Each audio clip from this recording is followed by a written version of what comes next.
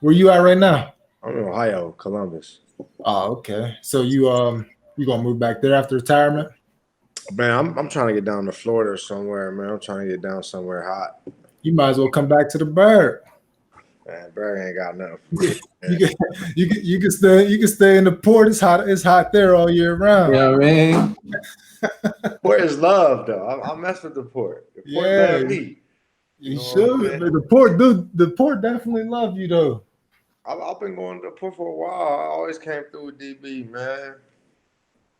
So, Oh, I so, so definitely ran into a few people while I was in Pittsburgh, like seeing me in the port before. They were like, "Bro, you was in the port." I was like, "Yeah, that's what's oh up." yeah.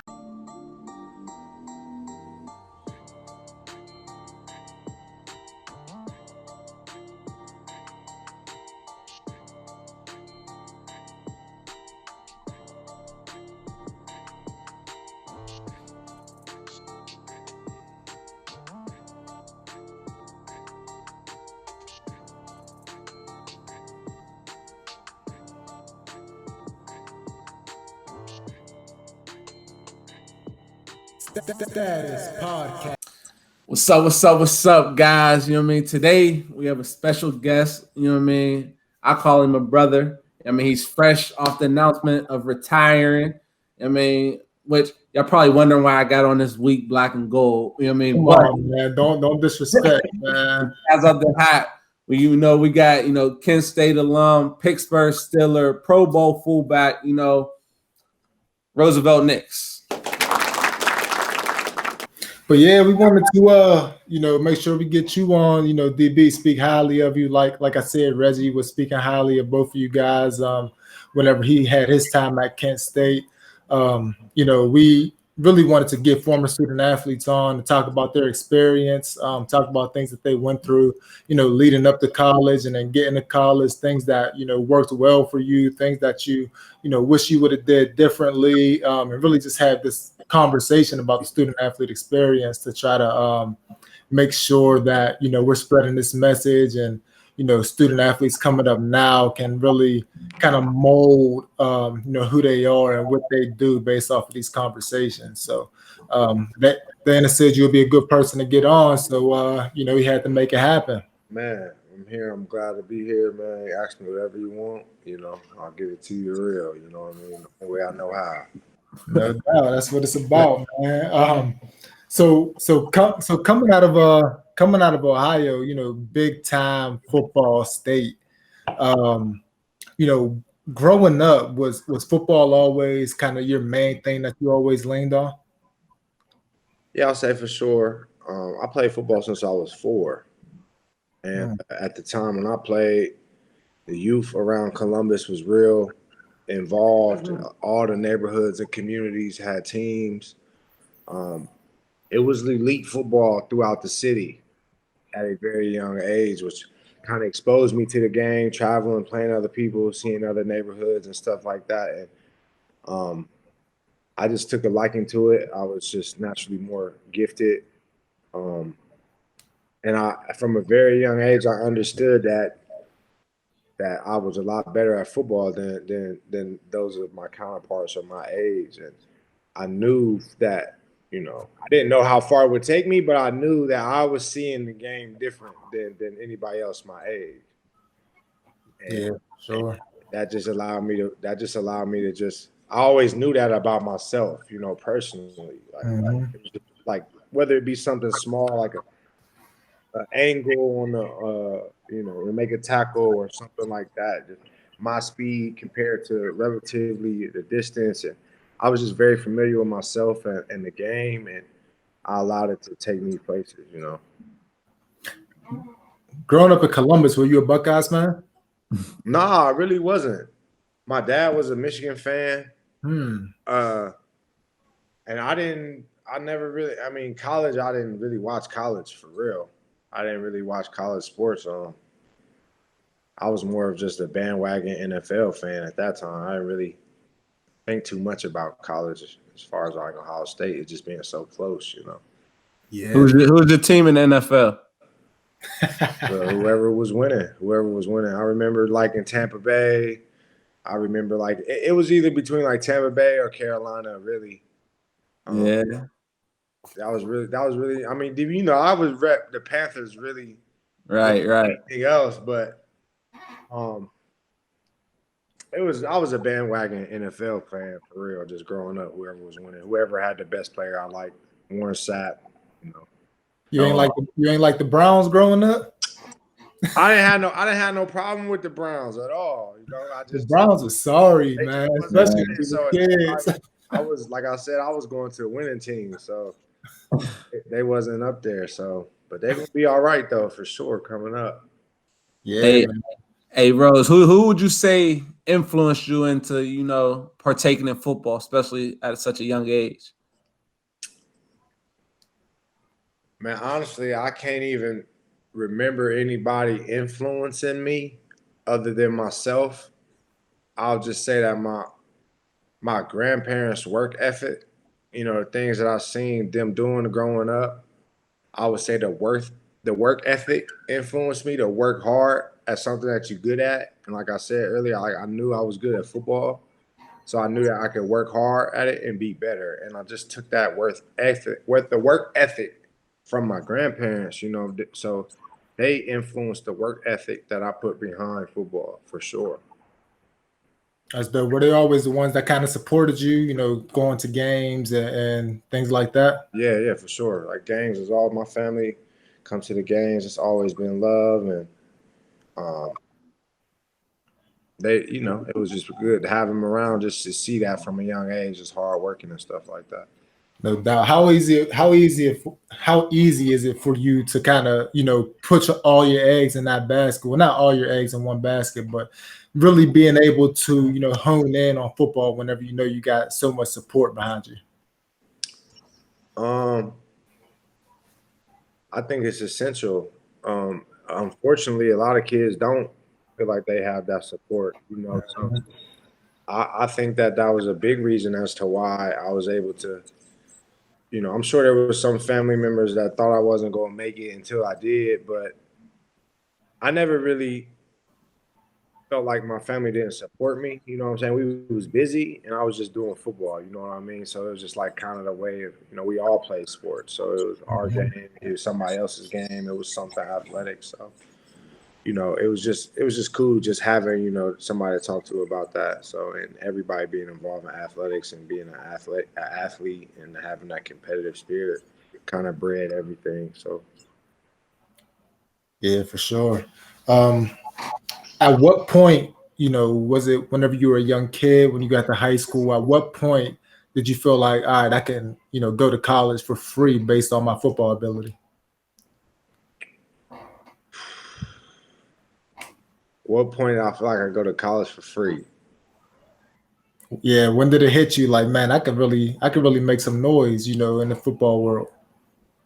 Honestly, man, I was such a I don't want to say underdog, but I was such a not priority. Like football was a priority to me, but you know, I was feeling like I was being disrespected. So for me to feel like, oh, I can get my college paid for was the first time Kent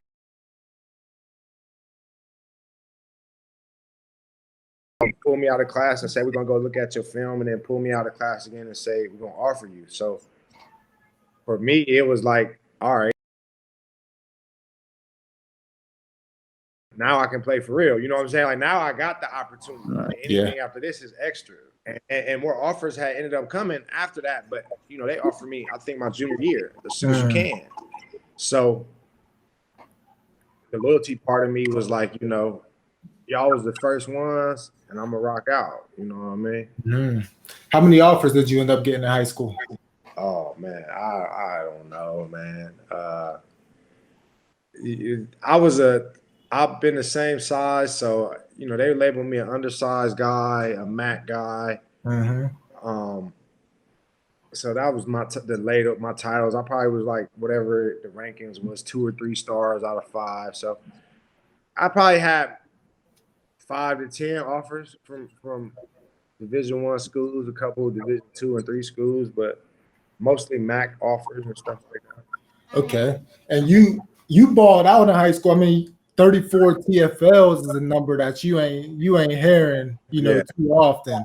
No, I was snapping in high school for sure. Did you feel like you deserved more than what you got in terms of offers?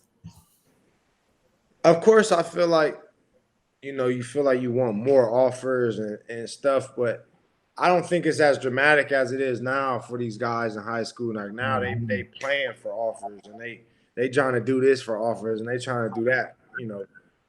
For me and my guys, we was getting overlooked anyway. We weren't that good, so we was just trying to play hard to get offers, to win, to turn the culture.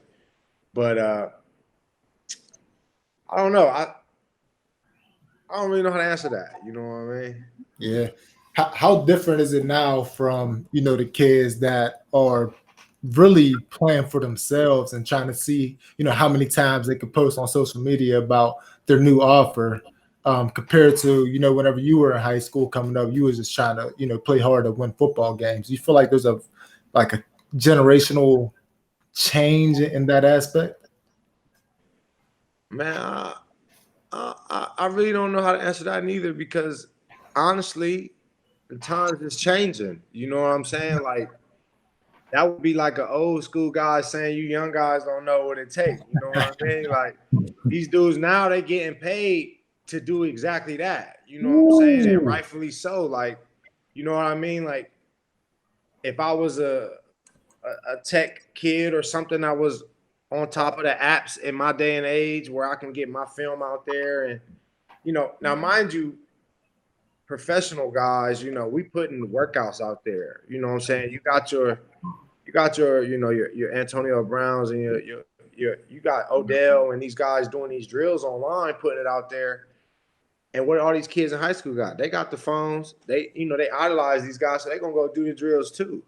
So I think it comes with the territory. And now that they can get paid to go to college, I mean, I do think it's a lot different. And I just think the game is changing that way. You know what I'm saying? I'm not opposed to it because, I felt there was days in college where I was, hungry and probably could have made money off of just being a football player and my likeness and stuff like that. So I'm happy they get to do it now, and Yeah, sure. I hope the team asset doesn't fall from the game.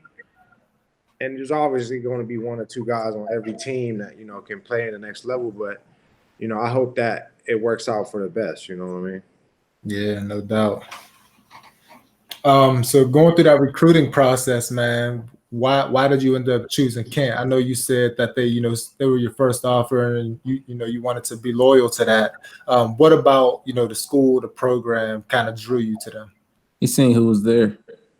Yeah, I was like, I seen the depth chart. I was like, it's easy money. You know what I'm saying? I could come in right in and do what I gotta do.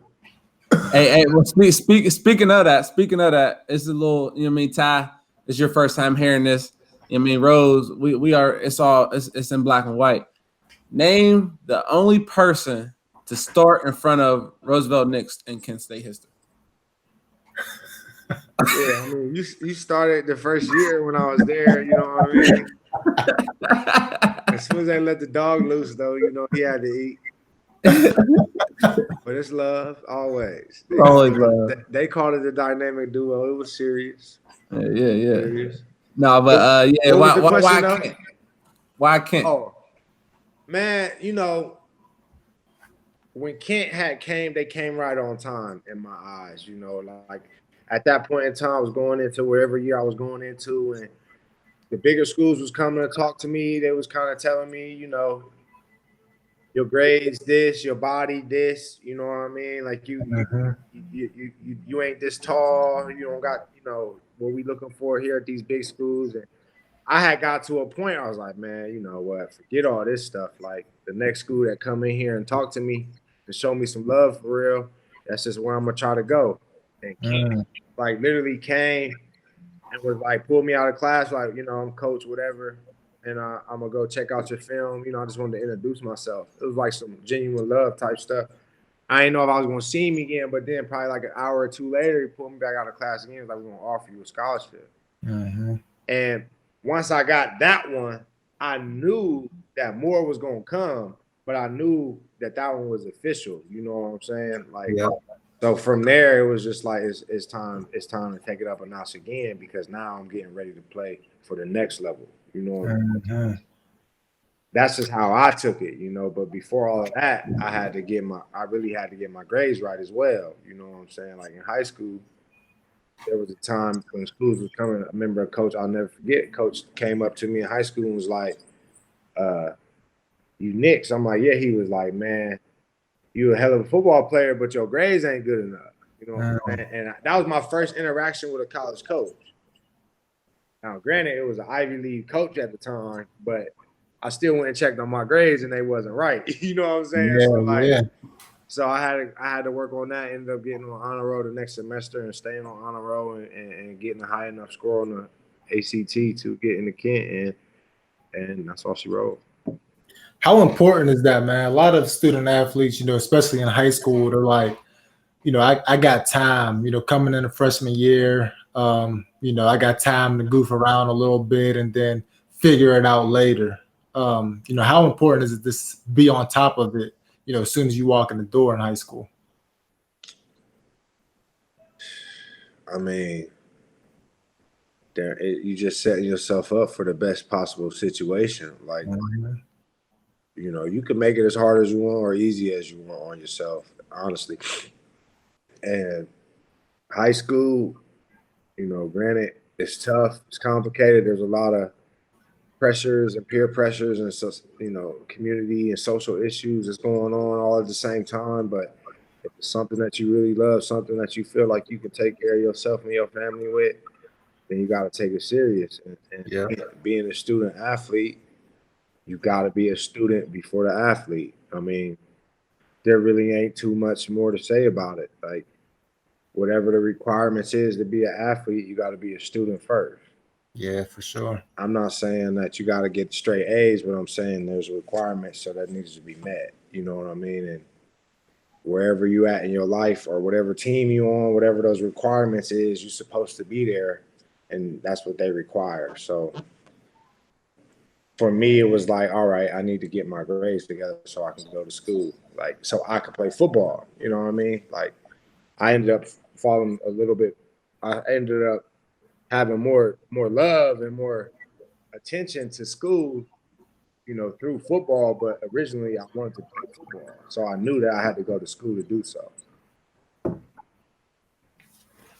No, that's definitely big. What at what point, you know, before you got to Kent, you know, during the recruiting process, did it hit you like, because you know, coming up as athletes, we, like you said, we just want to play football. At what grade did it hit you that you, all right, I need to make sure these grades are in order. I need to do this, do that. You know what I mean? Cross my T's and dot my I's so I can continue football. About what age?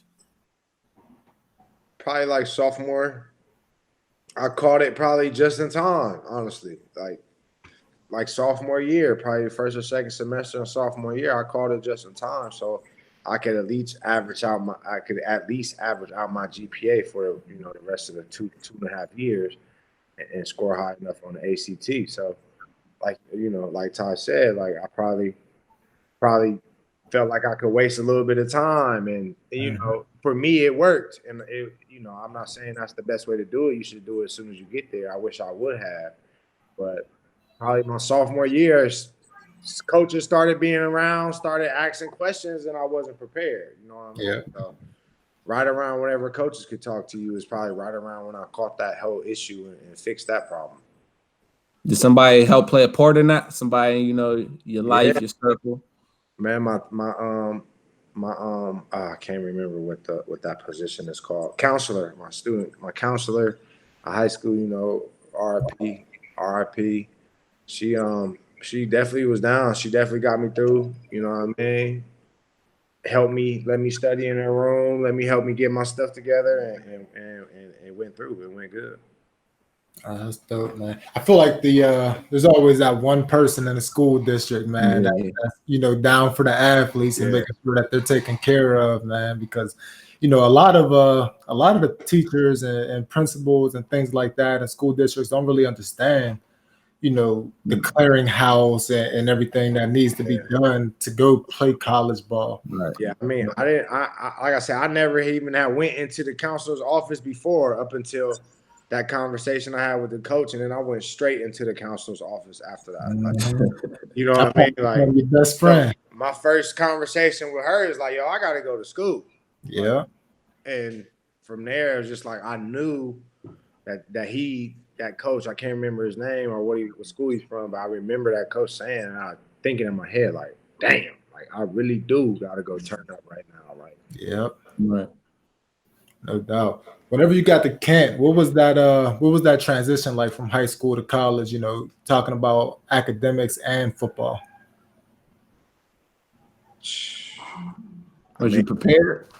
Was I prepared? I mean, I think I had a pretty basic, freshman year in college. Like, I didn't have no two extra hard classes or anything. I was a part of the football team, so we schedule our classes and stuff. And you went up early, right?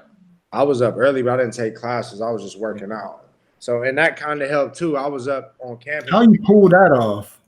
Well, I didn't go to school. I wasn't getting I was just staying with one of the teammates. Oh, okay. I was just staying on the couch. And you left high school early for that? No, I just didn't have a high school summer.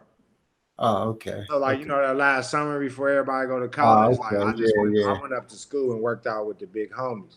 Oh, okay. I thought you was an early enrollee, but not taking classes. No, I definitely about to sanction Kent, boy. No, I was definitely on the couch, man, living a bad life. I wish they was giving me some money because that summer was tough. It was hot, no AC in the house. Indian Valley. But that, like I said, I was up there. I was around dudes who've been in campus, you know what I'm saying, for a while. I don't think DB was there though. He was probably in McKeesport. He wasn't trying to get better. He wasn't trying to get better, so he was at the crib. So they called me every week asking when I was coming up. But I was around the older guys, just kind of getting the flow, kind of getting the transition and how to move, how to operate, and that kind of helped me when school started. So it was pretty cool. It was, I was there with the mentality that, you got to do school to play football. And plus, I probably was focusing a little bit more on school just because I wasn't playing as much my freshman year, but I was still balling. So it was pretty average, pretty cool. You know what I mean? Good experience. You didn't redshirt freshman year, did you? No. I was just coming in on like a rotation basis, like very limited reps. Made every rep count though, for sure. Yeah, I was gonna say you put up some big numbers on some limited reps. Oh yeah. I ain't starting no games my freshman year. You got one, the Army game, remember? Oh, that's the game I was out with concussion. Yeah, I never understood why I wasn't starting. But I was going crazy though. But I was just in the transition of college, so I probably wasn't even thinking about like starting and stuff. I was just excited to be playing. So I can attest to that. Like just being I still was young, but a little bit mature. Just seeing this dude, his excitement on game day, just like he don't want, like we was both the same kind, like we ain't sitting there zone locked in. We was goofing around, playing around, like just being cool, just being exciting kids, and just seeing the excitement on the sideline. Then when I come off on from the play, he the first one to come to me and say, "All right, what they like out there?" I tell him, he'll pop in there and do some crazy stuff. Just every game it was like that, and then the Army game, he took the steam off of him a couple times. I just can't hear him, but that's real talk, though. It definitely was exciting. Did you end up breaking the freshman record there with 10 sacks that year? I'm not sure what. I know I ended up getting like freshman player of the year, and then defensive player of the year. I don't know. There's probably been somebody who's done that since, but at the time I was the first person to do that. Yeah. But no, it was definitely cool. I mean, just took advantage of all opportunities. Like my freshman year, I was like a hungry dude, and it was like I don't know what I was trying to prove or who I was trying to prove it to, but I was just like, I just have to go crazy. Like, I look back on my whole journey now, and it makes complete sense. Like, I just felt like at that time, like, if I get 1 or 2 plays, it don't matter. I'm just gonna go crazy. I used to make myself like really sick before the game, like just because I'll just be thinking about like, if I get the chance to step in here, I'm gonna go nuts. And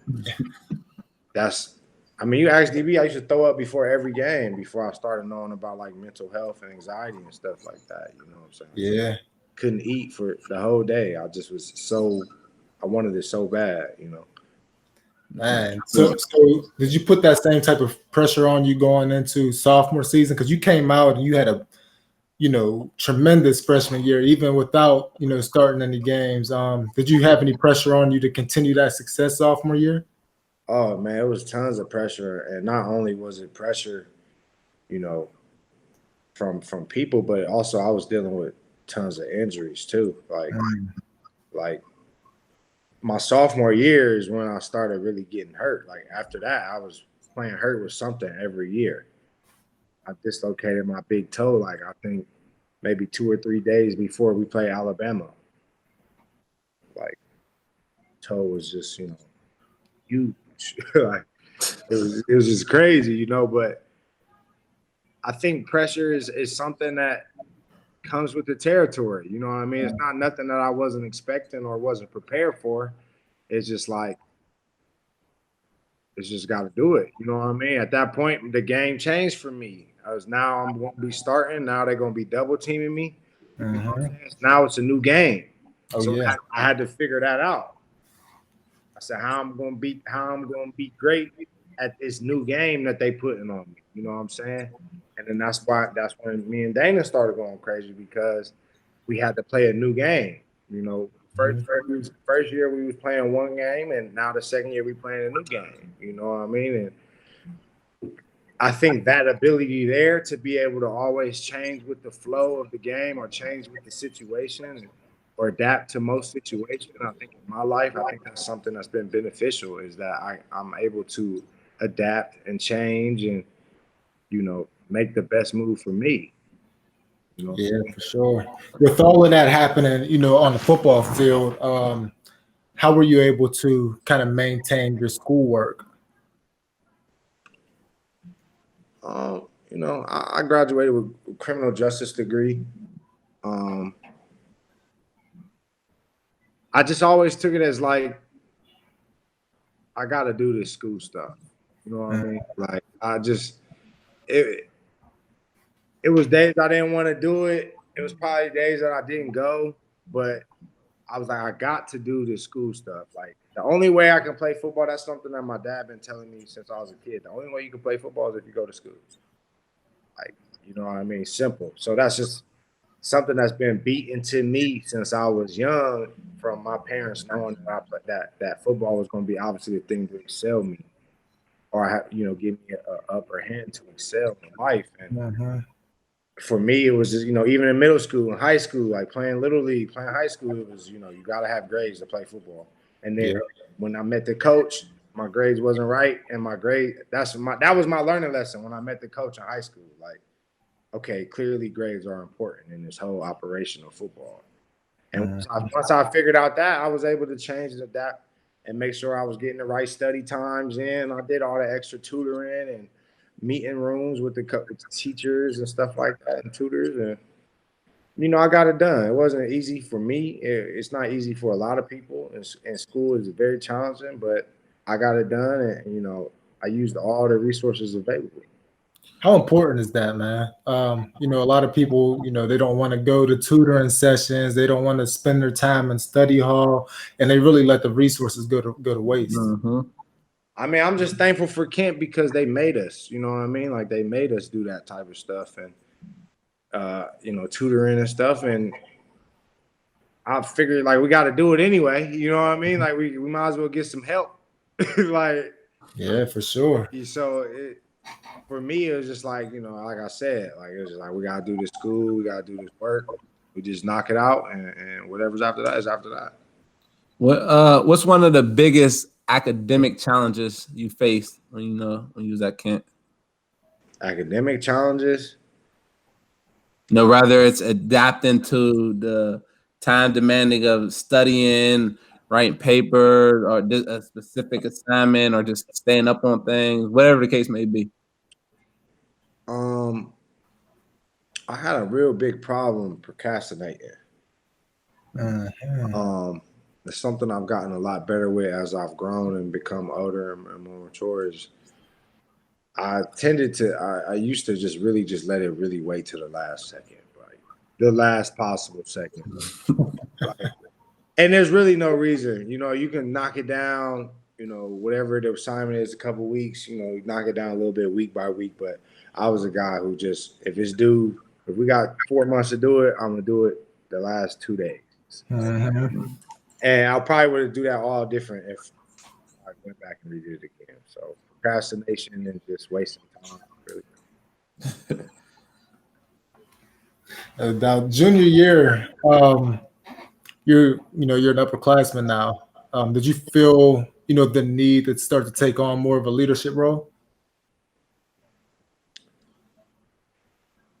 I get that question a lot, but I always answer the same. I say not really, because the type of person I am, I don't really need to feel like I'm the leader. You know what I'm saying? Like, I'd rather just show you and be exactly who I am.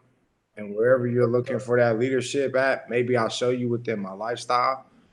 But I just wanted us to win. So, my thing was like, whatever you got to do to help us win, I'm with that. You know what I mean? As far as leading, I just rather show you. Like, I didn't feel like I by that time, my junior year, I already felt like it was my team. Like, I got to put this team on my back. You know what I mean? So it was just by my actions. It wasn't so much about saying, like, I'm the leader of this team. It was just like, I got to show up. I got to do exactly what I'm supposed to do to get where I got to go so we can get where we got to go. You know what I mean? Yeah, no doubt. How important is it to just kind of be your authentic self whenever other people are looking up to you? It's super important, man. It builds the relationships way past football. It builds relationships inside of football. It trust, you know what I mean? Like, one of the things that really got on my nerves a lot, and the reason why I ended up being how I was is because I hated the guy who be like, "Come on, man, let's finish this rep," like, and you ain't winning not one rep. You know what I'm saying? Like, or the fake, let's finish guys who ain't finishing. You know what I'm saying? Like, just shut up and do it. Yeah, and show up, and eventually, if you're doing it well enough, you'll be the top dog. So you really ain't got to say much. Hey, so junior year, you got voted captain by your teammates and whatnot. How was that initial feeling being a junior captain? Not too many people get that opportunity. Man, I forgot about that. I remember feeling good. Like, I remember feeling good. Like, that's probably when if I had a moment like you just said, I was like, all right, like, now I got to really turn up. You know what I mean? Like, because I remember the coach telling me, like, we don't normally do this, but we had a lot of votes. And I was like, all right, well, they really want me to be the captain. And that's when my worth ethic and all that really turned up, moved off of campus. And I was like, they this what they want, this what they gonna get, Oh, yeah, no, for sure. So something we always talk about each and every episode, like, we talk about the 3 components of college. You got your academics, your sport, which is football, and then your social life. A lot of them times to excel in, one of them got to take a back seat. Do you believe that was the case for you? And if so, which one took a back seat, or which 2 took a back seat? I mean, obviously football was top tier. So that was the one that was never going to take a back seat. I'll be lying if I didn't say that academics didn't, for me personally. Like I said, I wasn't the best student at first. So obviously that took a back seat. But my social life, I really didn't care about that much at all. Like, that wasn't my priority. If I felt like that was affecting my chances to play football, I wasn't doing it. I can stand on that. Like, If it wasn't helping me get to the next level at that point, I really wasn't for it. So like, all the extra partying and being out and free time and drinking and all that stuff, like that's cool. I didn't have no problem with my teammate who did it or anything like that, as long as you show up and play. You may need to do that to show up and play. I didn't. I can joke around and do whatever at college, so. No, I definitely can attest to that. There have been times where I called you a few names, and decision you made. You know what I mean? But no, I think not just. I think as a group, you know what I mean. We handled that well. It wasn't nothing overwhelming, and you know what I mean. Everybody spoke for themselves and decided, what was best for themselves all the time. I can attest to that. Being authentic is the way to go. You don't gotta be. You don't gotta be nobody that you ain't. Like there ain't two NFL stories that's the same. Right. There ain't two players that got the same story. It's impossible. It's impossible. Absolutely. So it's just be yourself, man. It's enough. Yep, for sure. Hey, so your junior year, it's the first time, Kent State has success over 500 records since 71, 72, first time going to a bowl game, MAC champion, MAC East champion, MAC championship. Now you're stapled into that legacy. I mean, what's thinking back? How do you feel about that? Man, it feel good. I hope them boys can do better than what we did. But I ain't gonna lie, when we looked at the books and seen like 72, he's like, damn, that team was good. You know what I'm saying? So now they'll be forever having to say that whatever year that was 12? Was it 12? Yeah. 12. We was them guys. We didn't get it done, but we was all right. We was close. Yeah. But it's just a blessing. It's just another notch on the belt, another token of appreciation from the football gods, and I'm truly blessed and appreciative of every person I met and played with. I can't, for real. What did it take to build that culture to get to that, to a winning program? If I'm being real, I think it takes a whole bunch of people being authentic, myself included. Like I said, like we had guys who authentically needed to do things to be prepared for a game. You know what I'm saying? Like needed to go out, needed to do those type of things. And you had guys that didn't. You had guys that can chill. And I just think that we was all so real with each other, and everybody was real with themselves at that time and knew their role, to help this team get to what we need to do. And we believed in the coach at that time, That's huge, man. Being able to, understand, what you contribute to the program is a key component to that team's success. I think it was real. It was definitely, you can use Dana for example. Like, I wouldn't have been the player that I was in college without Dana. Like, everybody gives me all this love, but he played right beside me and told me to play every time. You know what I'm saying? Like, in the times that I had one person, he was taking on two. So it was, we ran the stunts and stuff together. So, like, I just think it was a lot of, like, honorable dudes being themselves. You know what I mean? And, like, under a good coaching tree, it just worked. And sometimes it just works, on a year-to-year basis. Yeah, for sure. That's major. Hey, you speaking of telling you them plays, man. I remember, I gotta say this story. I remember the only time this boy knew to play, we played Temple at home. I made a TFL and I wrapped the running back and smacked my head on the back of the turf. And I'm just laying there. I see a shadow just standing over top of me. I'm thinking it's God. And this boy just get into my face, man. It's like, hey, bro, you all right? You good? So he helped me up. He's like, line up. They're hurrying up. Line up. I'm like, I'm lost. I don't know where to go. He said, go right there and just shoot that gap. It's whatever play it was. Shoot that gap. I shot the gap. I made the play. Boom. He picked me up. He ran up to the sideline with me. Hey, coach, DB's up. DB's up. He don't know his name right now. Nah, definitely should have stopped the game, man. For real, they definitely should have stopped the game. But it's unfortunate that you had to get that head trauma like that, man. Man, But that's the story. you definitely show love, man. Definitely. Nah, for sure. And at what point, man, did you feel like, you could play at the professional level?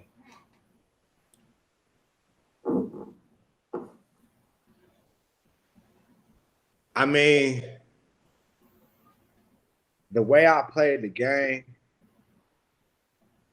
like why I played the game, you know what I'm saying? Like my whole life, the way I played the game, I played the game for moments.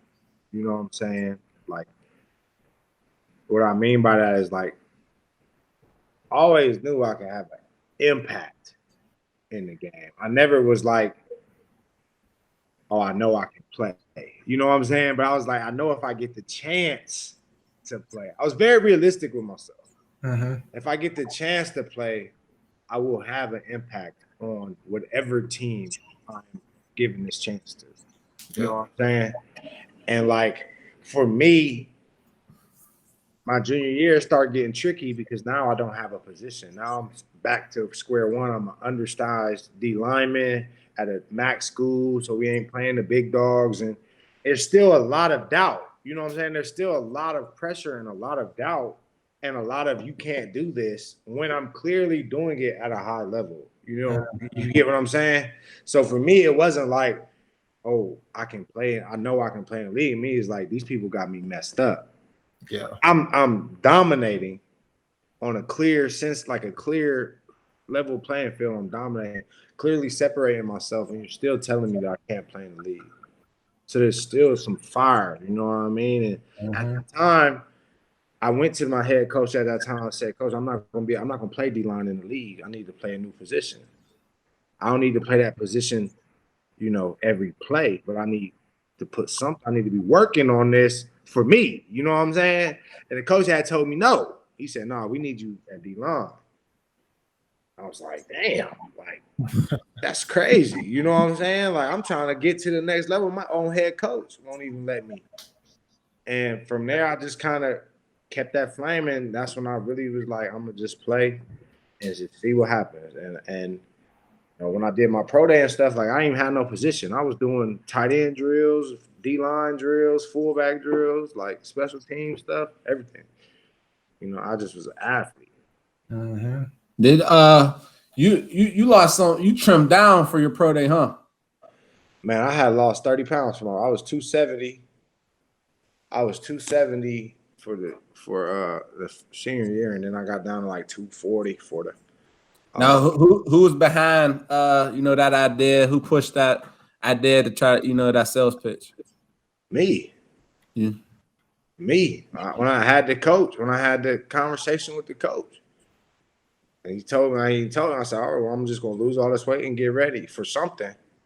Yeah, it wasn't D-line. Yeah, I'm too big. First of all, this is not healthy. You know what I'm saying? I looked in the mirror. I said, wow, you're huge. I was like, I'm going to lose this weight. I'm going to get back on my athletic stuff. I'm just going to do all athlete stuff. So in practice, I was doing little running back drills on the side. Like, even though I was hitting the ladder and stuff, I was still like, it was fun and play and all that, but I was still doing it with a purpose. Like, catching off the machines, you know what I'm saying? Like, just doing little tips and things throughout the day just to keep all facets of athleticness, even though I just look like this. You get what I'm saying? So, I just that chip, and I was just like, I'm gonna just make moments in the league. You know what I mean? If I get the chance, like I didn't really think like, oh, I'm gonna play in the league. It's just like if I get the chance, and that's something that a lot of people got to come to realization. If you get the chance to play in the league, because it don't matter if you can play in the league or you're not. You know what I mean? Like if you get the chance, you just got to be ready. Right. I knew that if I got the chance, I would be ready. If that answers your question, I mean? For sure. So we talk about creating these moments. How important was it for you to kind of focus on, the day-to-day work instead of saying, one day I'm going to play in the league? I had too much riding on me, bro. I was a captain. You know what I'm saying? I'm trying to win. Not only is that, I'm trying to do my personal goals. That all includes, everything plus some, because I hold myself. So it's just like, and then I got school and family and social life. So it was like you got to really prioritize what you wanted. You know what I'm saying? You got to have a conversation with yourself and say, at that point, if I'm going to give myself an opportunity to play in this league, this next level of league, I have to be focused. I have to be prepared on all assets. For sure. Hey, so knowing what you put in, everything you just put in, the way you trained your mind to be, how did it feel not initially, seeing your name on that television, everybody's dream as a kid, on draft day, how was your draft day? Oh, I mean, first of all, it was the same day as my graduation from college. Okay. So, but I'm like I said, I was very realistic with myself. I've been very real with myself through this since high school, since picking school, since, going through this whole process. I sent my letter to the league. They said I wasn't getting drafted. You know what I mean? So I already knew what it was. I knew I wasn't going to get drafted, but I also knew that my phone was going to ring after for the free agent. Now, what deals come out of that, I don't know. But I ended up picking Atlanta, and that didn't end up working out. And I went back home to teach for a year, and then I got the call but even when I was teaching, like I got the call to try out, and I was ready to work out, and I worked out, and I ended up making the team. So you speak of the path you just took. A lot of people really don't know the story, the backstory, behind you, and where you came from, which is being an undrafted free agent to the Atlanta Falcons, being on Hard Knocks, getting cut on national television by the head coach at the time, and then going back home, working in a school as a substitute teacher, as a in-school facilitator, all the above, and then finally getting that call with maybe like a year after doing that. How throughout that whole process, where was your mind at? Like, did you ever think it'd come around again, or did you just say, I had my opportunity? Like, where was your mind at? Man, it was. I'd be lying if I didn't say it was some days I was like, man, what the fuck am I doing? You know what I'm saying? Like, I ain't getting no call. I'm working out before I go to school to teach, and I'm coming back to the gym after teaching. And I was just like, it's been this many weeks, it's playoffs, I ain't getting no call. It was just some days I questioned it. And then most days, often than not, I really had to tell myself that something is going to happen. Like, there's no way you're done playing football. Like, you're too good. You know what I'm saying? You're too good at football. That may be like ego or something, but for what I had been through and gone through and getting cut on TV and all that stuff, I was just constantly telling myself, like, blind faith. Like, you are too good at football to be sitting at home right now. Like, and I just was like, man, I'm gonna just go do it. Like, I'm gonna just do it. I'm just gonna here. I'm just gonna do it. I lost a lot of friends. I didn't really go outside much because everybody was asking me about football and stuff. But I just stayed true to myself. Like, I just stayed out the way. I worked out. I said, if somebody calls me, I'm gonna be ready. Like I said, if somebody called me, I'm gonna be ready. And Lord willing, somebody called me, and I was ready. Yeah, that story I think is second to none. When I look back at it, and just not because of our relationship, but just overall, that's that's like a fairy tale type story, like a dream come true type, for real. It's what a lot of people work for, man, because you see people who still try to work out to make that league dream come true. But it doesn't come around for a lot of people. So yeah, it's just great perseverance. It's a tough monster. You know what I'm saying? Like, the game but football is something that will do that. You know what I'm saying? On every level. You got guys from high school that's depressed because they're not playing college football. And you got guys in college depressed because they're not playing NFL football, and it's a whole bunch of mentally abused and frustrated and anxious and depressed guys out here in the world still working out. They still waiting for a call. And I used to be one of them. You know what I'm saying? Like, thankfully, it worked out for me.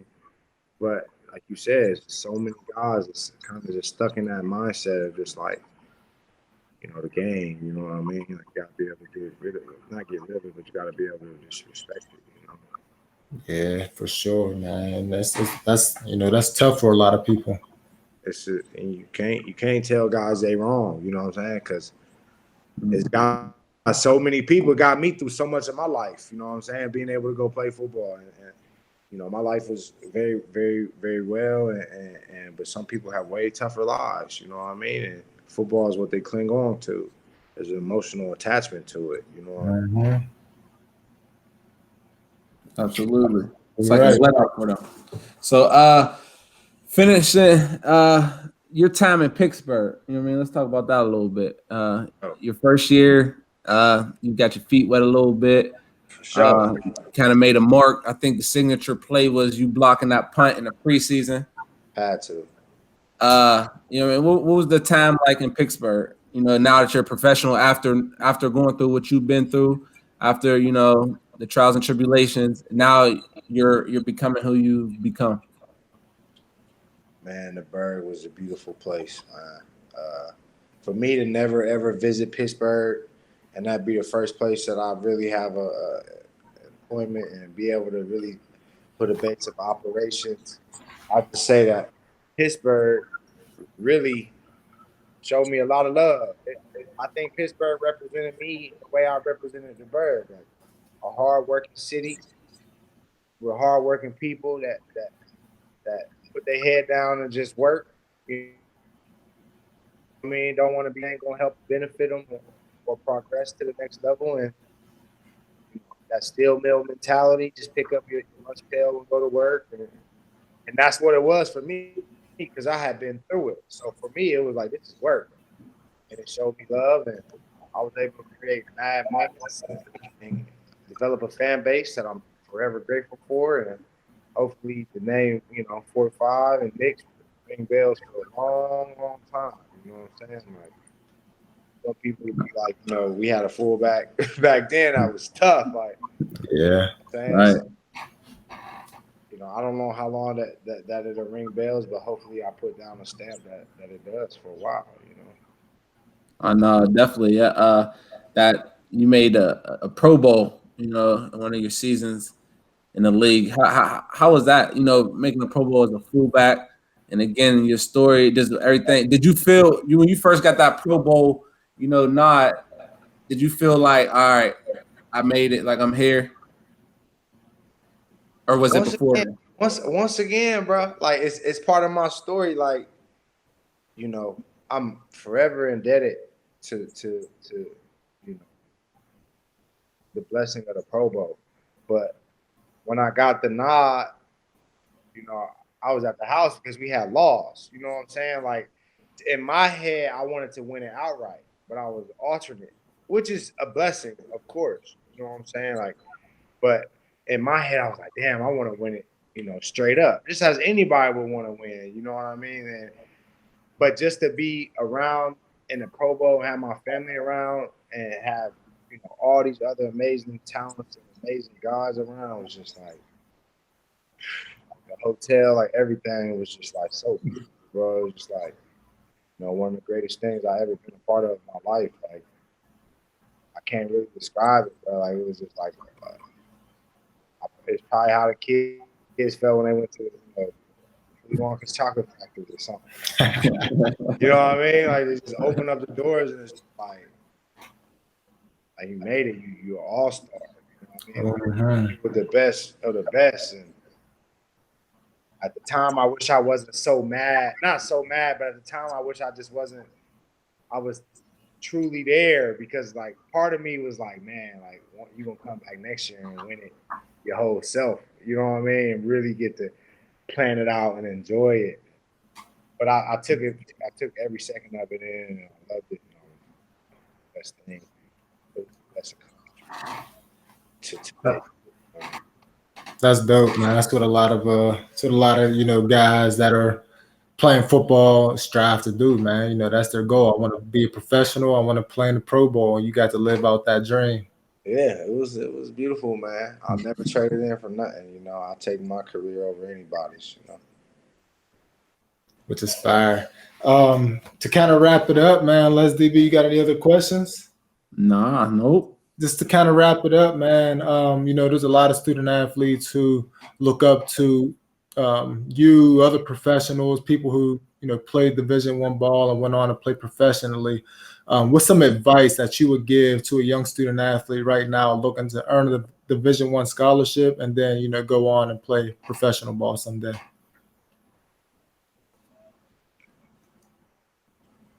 To all the young athletes, men and women, I just really want you to stay dedicated. Stay true to yourself. Be authentic, like we said. Don't be scared to say no. Don't be scared to say that's not going to help me. That's not going to help you. Whatever it may be. And I just think, you got to really lock in and find out about yourself and understand that what works for you may not work for everybody else, and what works for them may not work for you. You got to do it your way and figure it out, because life is already hard enough. Like, especially if you ain't doing what you love to do. Absolutely. There's a lot of people in this world that ain't doing. You ain't got to play sports to do what you love to do. You may love sports now, but you may not even love it in 5-10 years. You know what I mean? But whatever you try, stay dedicated to it, stay true to it, do good business. You know what I'm saying? Stay humble. Everything that's for you will be for you. Like, if you live in the right way, everything will come back. Absolutely. Yeah, nah, for sure, man. Hey, bro, we appreciate you coming on. Again, congrats on on the retirement. I mean, you earned everything you got. Enjoy it, man. I know you got big things coming in the future after retirement. Stay true to yourself, dog. All love. Man, appreciate you for being on, man. Much love, fellas. Yeah, hey, man, make sure y'all go follow Rose. Y'all get that chance. Follow Rose right here. There we go. Hey, hit that follow button, man. How many followers you got right now on IG? Man, I don't know. I'm finding out who the real ones is right now. Because, no doubt. Now that football over, they be going back down. You know what I'm saying? So, you ain't getting them random comments. No, I mean, it's all love now. You know what I'm saying? They don't got nothing to hate on now. Steeler Nation ain't back you. I remember the one time we was on IG Live. Yeah, the boy calling me DJ Khaled and everything else. Steeler Nation, man, best fans in the world, man. They got your back, man. They gonna let you know if you're wrong, man. I love Pittsburgh. Had a personal Timmy in his head. For sure. I love Pittsburgh, man. I love Steeler Nation. I love the port, man. I love y'all, man. I love what y'all doing. I appreciate it, man, for sure. Hey, no doubt, bro. Stay up, bro. I'll catch you. All right. Appreciate you. Hey, man, that was I like that. The biggest thing I got out of that, being authentic, staying true to yourself. You can't preach that enough. That's huge, man.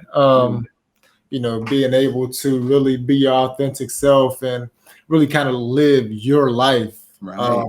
People are gonna respect that more than they respect, you out here trying to be what you're not, and really making a fool of yourself, because people can really see through, that act that you're putting on if you're not transparent, if you're not authentic. So, that conversation is gonna resonate with a lot of people. Man, like you said, you got those guys who just talk it and don't back it up. Like, I mean, I think,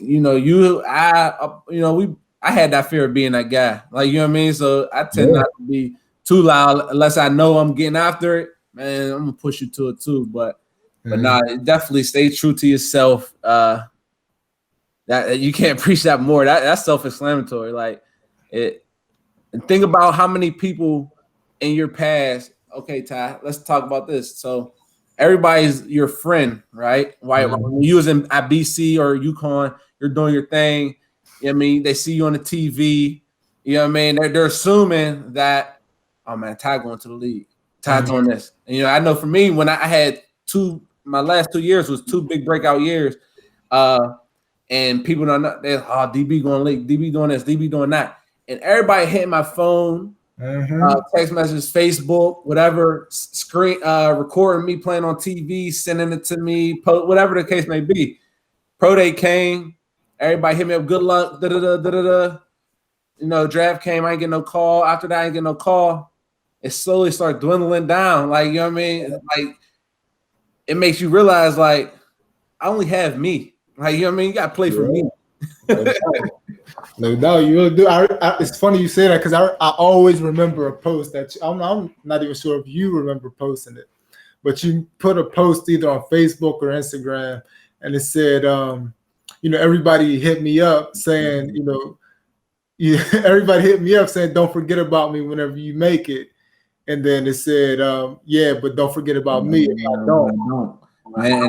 And I posted that because I really felt like that. Like, and you could probably attest to that too. But like a period of time when things don't work out in your favor and feel like the real collapse on you, like that takes you to a dark place. Like you talk about mental health, like that takes you to a dark place. Like, and you can, and I couldn't count on nobody to get me out of that place by myself. And now when I realized, like, I mean, you gotta be yourself, bro. Like this is nobody. You ain't getting no sympathy. I mean, that's just the way of the world. Like, you know what I mean? So I remember that post. Because I really truly felt like that because there was like close family members that I reached out to, like, hey, what's up? You know, you want to get some lunch? Ain't get no text back. Like, but meanwhile, you asking, can you come to the game? Can you do this? Oh, y'all going to bowl game? Let me get some bowl game tickets. Y'all playing Alabama? Play Alabama. Let's come down to the Bama. But you know what I mean? I just want to get some lunch. I'm feeling lonely. Let me get some lunch. No text back or something. So it's just like, you know what I mean? Truly, if I don't make it, you forgetting about me. So it's real.